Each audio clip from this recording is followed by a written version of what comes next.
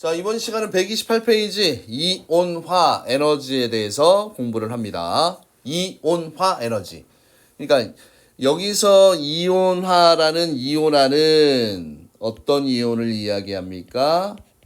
양이온을 얘기를 합니다.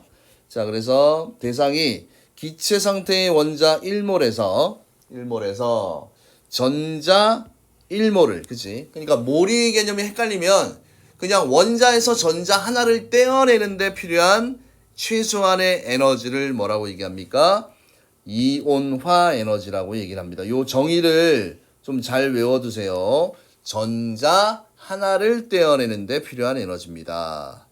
그래서 예를 들면 자, 나트륨이라는 금속이 있으면 요 놈이 어떻게 됩니까? 에너지를 얻어, 그지? 그래서 전자 하나가 떨어지게 되면 나트륨 이온이 되지, 그지? 그래서 이때 자, 흡수한 에너지, 그지? 얘가 이온화 에너지입니다. 맞습니까? 자, 그러면 지금 전자를 떼어내는 데 필요한 에너지인데 여기에 만약에 원자 핵이 있고 그 다음에 이 핵 주위에 만약에 이렇게 전자가 있었다라고 치자. 전자가. 그러면 이 전자를 이렇게 얘가 핵이 당기잖아. 그지? 맞니? 그러면 이 힘이 크면 클수록 얘를 떼어내는 데 필요한 이 에너지는 어떻다? 많이 들겠지. 그지? 맞지? 강하게 당기고 있으니까. 그러니까 결국 이온화 에너지는 유효 핵전하가 작을수록, 그치? 이온화 에너지가 어떻다는 얘기야? 작다. 그래서 원자핵과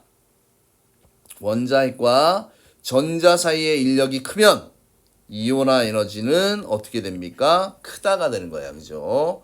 원자핵과 전자 사이의 인력이 클수록 이온화 에너지는 어떻다? 크다. 이거 이해되십니까? 원자핵과 전자 사이의 인력이 클수록 이온화 에너지가 크다. 그 다음에 이온화 에너지가 작아야지 전자를 잃고 양이온이 되기 쉽습니다. 그래서 이온화 에너지의 일반적인 경향성은 주기율표상에서 자, 원자 반지름하고 반대야. 그지? 그러면 자, 같은 주기에서는 원자 번호가 클수록 같은 쪽에서는 원자 번호가 작을수록 이온화 에너지가 크다. 일반적인 경향성이야. 예외는 있지만.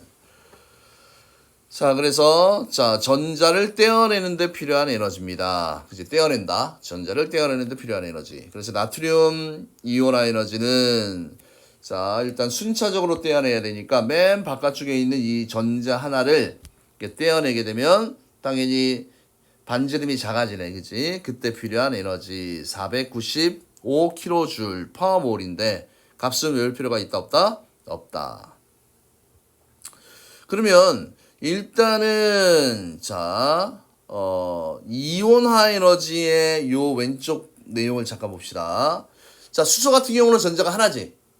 그럼 얘를 떼어낸다라는 얘기는 자, 원자 핵의 전하량이 전혀 미치지 않는 곳까지야. 그지?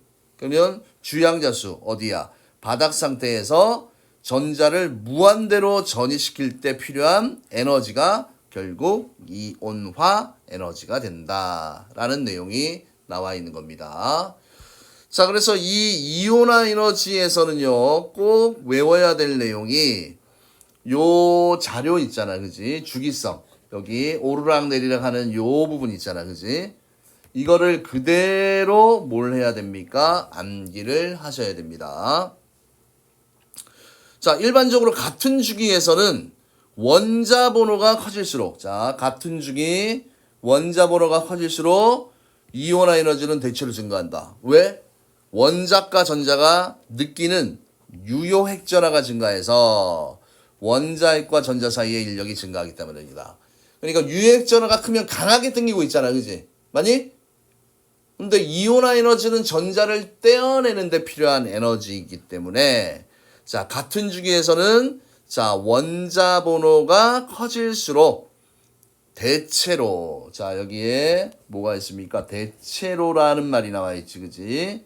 그러니까 이 의미는 예외 구간이 있다. 예외 구간이 존재한다라는 거를 자, 암시하는 내용입니다.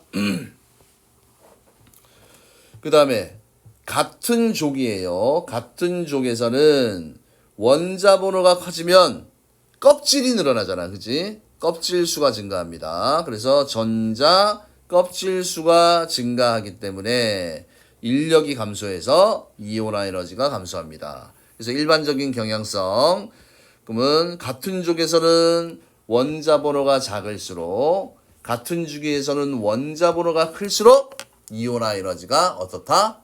크다라는 얘기지. 그지? 그래서 이온화 에너지의 대수 관계를 볼 때는 같은 주기에서는 그죠? 핵전하가 크다는 얘기는 강하게 붙들고 있으니까 떨어지기가 어렵잖아. 그지? 그지? 그래서 그걸 좀 머릿속에 잘 떠올려야 되고, 그러니까 전자를 떼어내는 데 필요한 에너지입니다. 자, 그럼 아까 지금 봐. 여기에 있는 이놈들은 1주기야. 그 다음에 여기에 있는 놈들은 2주기야. 여기에 있는 놈들은 3주기야. 그지? 그럼 아까 같은 주기에서는 원자 번호가 증가할수록 이온화 에너지가 증가한다라고 배웠잖아. 그지? 맞습니까? 그런데 자, 여기를 보세요. 어디를 보면 좋냐면 자, 몇 쪽과 지금 벨릴륨 봉소 2족과 13족. 그지? 2, 3, 5, 7, 2, 3. 그러니까 원자 번호로는 어디야? 벨릴륨 붕소. 그지? 12족, 13족. 그 다음에 15족, 16족. 여기 사이에서 지금 어떤 경향성을 보이니? 올라가는 게 아니고 어떻게 되고 있어? 아래로 이온화 에너지가 떨어지고 있잖아. 그지? 맞니? 그럼 왜 이렇게 이온화 에너지가 자, 예외 구간이 존재한다고 했잖아. 그지? 왜 떨어지는지. 자, 이온화 에너지가 떨어진다는 얘기는, 낮아진다는 얘기는 떼어내기 쉽다라고 이야기를 했었잖아. 맞습니까? 그럼 보세요. 이온화 에너지 주기의 예외에서 자, 벨릴륨하고 누가 존재합니까? 붕소. 벨릴륨은 원자 번호 몇 번이에요? 4번이니까 전자가 이렇게 4개 배치되어 있고, 붕소는 5개야. 그지? 맞니? 그러면 지금 여기서 봐야 될 게 여기에 있는 원자과 전자, 여기에 있는 원자까지를 떼어낼 때 누가 더 에너지가 더 높아? 지금 붕소에 있는 전자가 에너지가 더 높잖아. 더 높은 에너지 준위에 있지? 더 높은 에너지 준위에 있다는 얘기는 더 떼어내기가 쉽다라는 얘기야. 그지? 그래서 벨릴륨과 붕소가 있으면 붕소에서 이온화 에너지가 어떻게 되니? 여기 뚝 떨어지는 이런 현상이 일어난다는 얘기야. 됐습니까? 나머지 구간은 또 증가를 하고요. 그 다음에 질소와 산소 15족, 16족이야. 이거 외워야 돼. 2족, 13족, 15족, 16족. 질소와 이제 산소를 보면 얘 7번, 얘 8번이야. 그럼 전자 7개를 채워. 맞습니까? 그러면 우리 전자 배치 원리의 싸움 원리. 그 다음에 얘 각방을 다 채운다. 그지? 훈트의 규칙. 근데 산소는 전자가 하나가 더 많잖아. 그지? 그럼 여기에 있는 전자 하나를 떼어내는 거하고 요 전자를 떼어내는 걸 보면 쌍을 쥐고 있는 전자가 반발력에 의해서 떼어내기가 쉽잖아. 떼어내기 쉽다라는 얘기는 이온화 에너지가 작아진다는 얘기야. 알겠습니까? 그래서 여기에서도 질소와 그 다음에 산소를 비교하면 이온화 에너지가 뚝 하고 어떻게 된다? 떨어진다. 여기에 떨어지는 요 구간 보이십니까? 요 구간. 그래서 자, 일반적으로 얘가 증가하다가 계속 증가해야 되는데 여기서 툭 떨어지잖아. 그지? 그 이유를 오비탈로 설명을 한 겁니다. 됐습니까? 그 다음 주기는 경향성이 똑같아. 그지? 똑같습니다. 그래서 요거 외울 때 자, 칠판을 잠깐 보실래요? 요거 그릴 때 어떻게 그려야 되냐면 이 그리는 연습을 좀 해야 돼. 올라갔다가 내려갔다가 쭉쭉 딱딱 번개 모양 있지. 그지? 요거.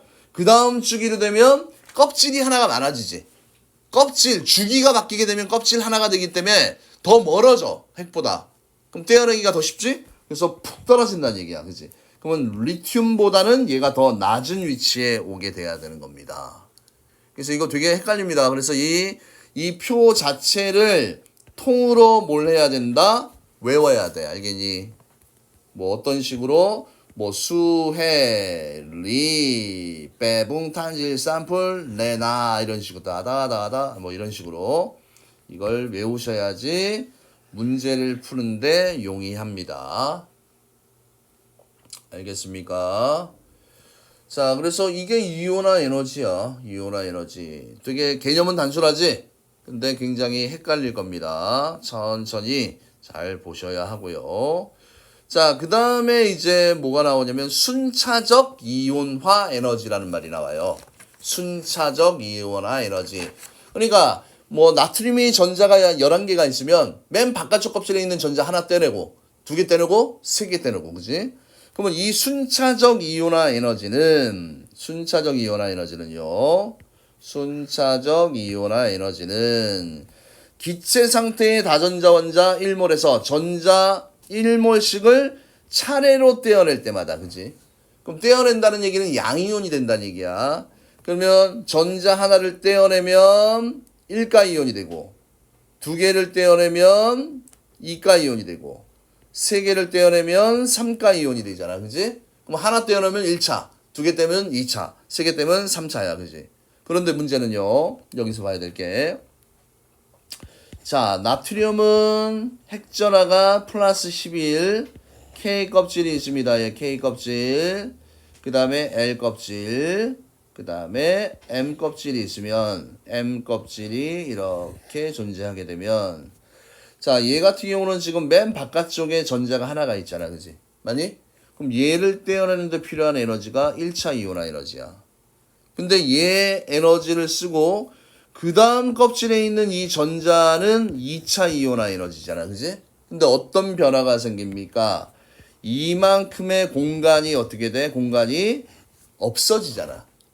맞지? 그러면 실제 요 놈은 처음에는 이만큼 크기였다가 2차 이온화 에너지는 핵으로부터의 거리가 어떻다? 가까워지잖아, 그지? 그럼 인력이 어떻습니까? 인력이 더 강해. 그러면 이온화 에너지가 급작스럽게 확 증가하지, 그지? 아, 그러면 1차 이온화 에너지에서 2차 이온화 에너지가 갑자기 확 한 10배 정도 확 증가하면, 아, 얘는 뭐야? 원자과 전자가 얼마다라는 걸 알 수 있는 겁니까? 1이다라는 걸 알 수 있는 거야, 그지? 자, 그래서 순차적 이온화 에너지의 크기, 차수가 커질수록 이온화 에너지가 증가하고요. 전자수가 작아질수록 반발력이 작아져서 유효 핵전화가 크게 증가하게 됩니다. 그럼 나트륨을 보면 봐. 496에서 4562. 갑자기 확 증가했지, 그지? 왜? 껍질이 줄어들었잖아, 그지? 껍질이 하나 없어지면 더 가까이 있으니까 강하게 땡기잖아. 그러니까 그 다음 두 번째 거를 떼어내는데 필요한 에너지가 급격하게 크다는 얘기야. 나머지는 계속 증가하게 되는 거지, 그지? 이런 것들이 이제 순차적 이온화 에너지라고 얘기를 하는 거야. 알겠습니까? 순차적 이온화 에너지. 그래서 순차적 이온화 에너지와 원자과 전자에 대해서 알아볼게요. 순차적 이온화 에너지와 원자과 전자. 자, 마그네슘 같은 경우는 원자과 전자가 몇 개입니까? 2개야. 그치? 2개가 보이지, 맨 바깥쪽 껍질에. 그러면 얘를 떼어내는데 필요한 에너지가 1차. 그 다음에 두 번째 거 얘를 떼어내는데 2차야. 그 다음에 더 안쪽 껍질에 있는 요 하나를 떼어내는데 요게 3차야. 그치? 3차. 그러면 3차가 되어버리면 이 원자의 크기가 작아져. 그치? 맞지? 핵하고 전자가 가까워진다는 얘기야. 그럼 떼어내는데 그만큼 필요한 에너지가 엄청나게 크겠지? 맞아요? 그래서 자, 얘 이온화 에너지를 비교했을 때, 자, 1차 이온화 에너지, 2차 이온화 에너지, 3차 이온화 에너지에서 급격히 이렇게 커진다는 얘기야, 그지? 그러면 3차 이온화 에너지에서 급격히 커지면 그 전 단계의 차수가, 그지? 얘 1차, 2차. 그럼 얘의 원자과 전자는 얼마란 얘기야? 2란 얘기야, 그지?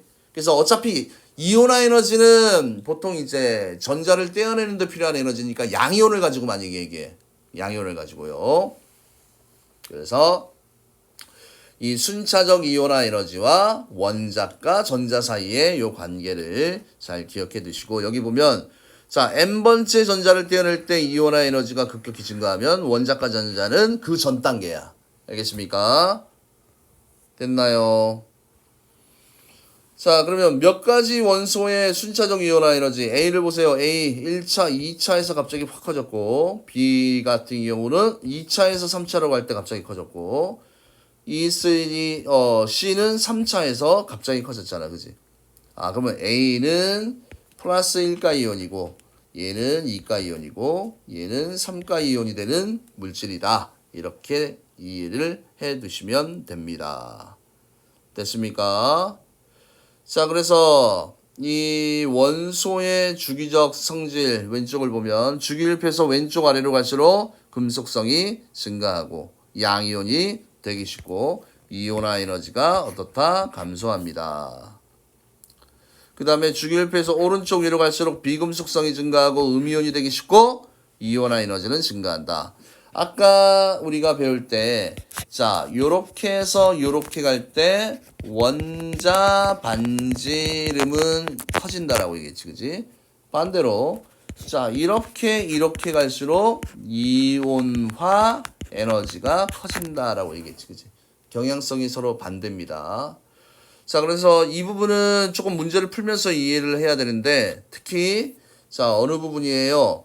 요 이온화 에너지의 요 주기성 그래프 있잖아, 그지? 얘를 정확하게 외워야 돼. 그래서 좀 아주 디테일하게, 자, 예를 들면 요 구간에서 요 구간 사이에 지금 원소가 3개 있잖아. 질소, 산소, 플로린이 있잖아, 그지? 맞아? 그러면 에너지가 제일 높은 거는 플로린이고, 그 다음에 산소가 돼야 되잖아, 그지? 그런데 누구야? 질소. 산소가 제일 에너지가 낮다. 그치? 이렇게 발을 그려서 위치를 표시하면 에너지를 비교하기가 좀 쉬워집니다. 알겠습니까? 자, 그래서 이렇게 순차적 이온화 에너지까지 다 됐고요. 그러면 개념 확인 문제를 풀고 마무리를 하도록 하겠습니다. 자, 개념 확인 문제 1번. 자, 기체 상태의 원자 1몰에서 전자 1몰을 떼어내는 데 필요한 최소한의 에너지. 이걸 무슨 에너지라고 얘기합니까? 이온화 에너지라고 얘기를 했었지. 그지? 이온화 에너지. 같은 주기에서는 원자 번호가 커질수록 이온화 에너지가 어떻게 한다고 그랬지? 증가한다라고 얘기했고요. 같은 쪽에서는 원자 번호가 커질수록 어떻게 된다라고 얘기했습니까? 감소한다라고 이야기를 했습니다. 그 다음에 순차적 이온화 에너지. 기체 상태의 다전자 원자 1몰에서 전자 1몰을 차례대로 떼어낼 때 각 단계마다 필요한 에너지가 순차적 이온화 에너지입니다. 차수가 증가할수록 이온화 에너지는 어떻게 되나요? 증가한다.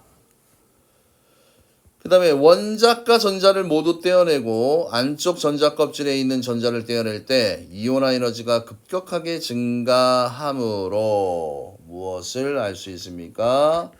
원자과 전자 수를 알 수 있습니다.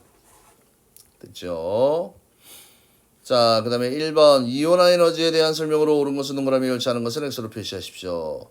자, 원자과 전자가 느끼는 유효 핵전하가 큰 원소일수록 이온화 에너지가, 야, 유효 핵전하가 크다라는 얘기는 강하게 당기는 거야, 그지? 그럼 떼어내기가 어렵잖아. 어려우니까 이온화 에너지가 크다라고 해야 되지. 틀렸고요. 같은 주기인 경우 이온화 에너지는 금속 원소가 비금속 원소보다 크다가 아니고 어떻습니까? 작다, 그지? 같은 주기에서는 이런 모양이었잖아, 그지? 맞습니까?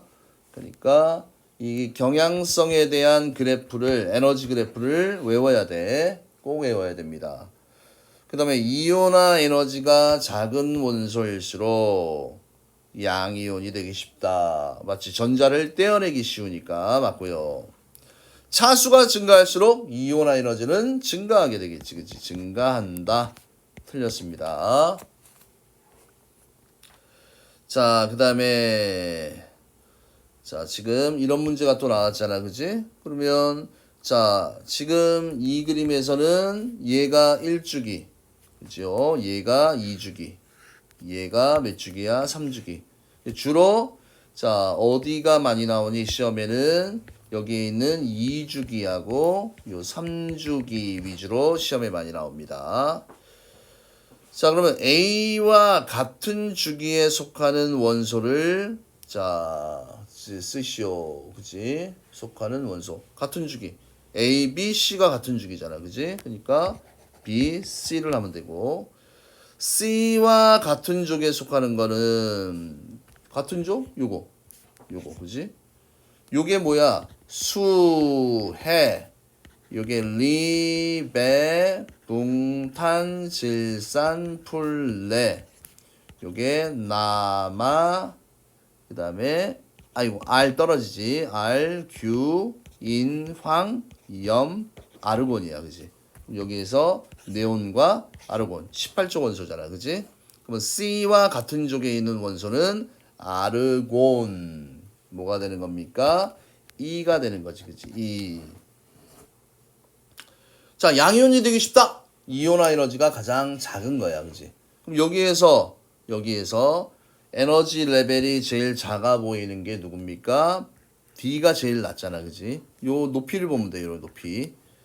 그래서 뭐가 됩니까? D가 되는 겁니다. 자, 그 다음에 이온화 에너지의 크기를 비교하십시오. 이온화 에너지는 리튬과 플로린이니까 당연히 원자 번호가 클수록 핵전화가 크니까 플로린. 나트륨하고 칼륨이면 뭐야? 같은 족이잖아. 그지? 같은 족이면 원자 번호가 작을수록 그다음 배붕이야. 그지? 배붕. 그럼 벨륨이 더 크지? 원래는 붕소가 더 커야 되는데 예외 구간이 있잖아. 그지? 2족, 13족, 15족, 16족.